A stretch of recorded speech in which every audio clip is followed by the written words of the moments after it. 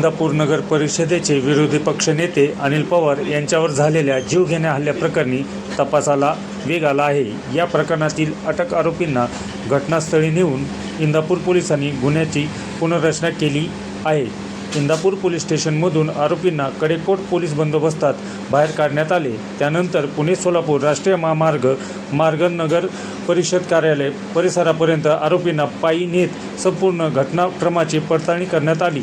या दरम्यान पोलिसांनी आरोपींकडून हल्ल्याच्या वेळी त्यांच्या हालचाली, घटनास्थळी वापरलेले मार्ग तसेच हल्ला नेमका कशा पद्धतीने करण्यात आला याची माहिती घेत गुन्ह्याची पुनर्रचना केली। तपासासाठी आवश्यक असलेले महत्त्वाचे पुरावे आणि माहिती संकलित करण्याचा प्रयत्न करण्यात आला। 2 जुलै रोजी नगर परिषद कार्यालयातील बैठक संपल्यानंतर बाहेर पडत असताना विरोधी पक्षनेते अनिल पवार यांच्यावर चॉपर कोयत्याने जीवघेणा हल्ला करण्यात आला होता। या घटनेनंतर शहरात मोठी खळबळ उडाली होती। सध्या या प्रकरणाचा तपास इंदापूर पोलीस करीत असून गुन्ह्याशी संबंधित संपूर्ण बाबीचा बारकाईने तपास सुरू आहे। संपूर्ण तपास झाल्यानंतर आरोपींविरुद्ध दोषारोपपत्र दाखल करण्याची प्रक्रिया करण्यात येणार असल्याची माहिती पोलिसांनी दिली आहे। महाराष्ट्राच्या बातम्यासाठी संतोष जाधव, इंदापूर।